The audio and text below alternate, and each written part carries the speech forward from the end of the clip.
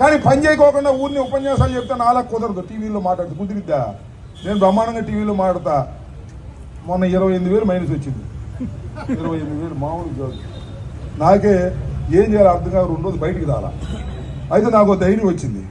నాకన్నా ఇంకొక 90,000తో ఓడిపోయాడు. వాళ్ళకన్నా మనం బెటర్ లేమని సర్దుకున్నాం. ఇక్కడ 51,000. పర్లేదులే. మనం 28,000 అంటే నేను ఎప్పుడు ఊహించాలి అసలు. నేను ఎవరు అడిగా, ఒక ఆయన పెద్ద ఆయనే, ఎంత ఆయన మెజార్టీ అని 27,000, మరి 28,000 చెప్పకుండా 27,686 అని అన్నా. పర్లేదే, బాగా టైట్ ఫైట్ ఇచ్చా ఉన్నాడు.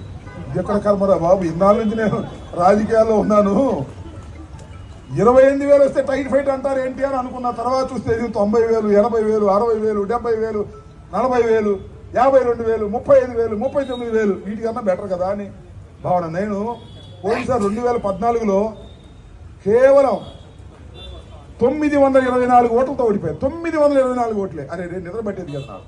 మొన్న బాగా నిద్ర పట్టింది. ఏం చేసినా గెలిచి వచ్చేవాళ్ళం కాదులే.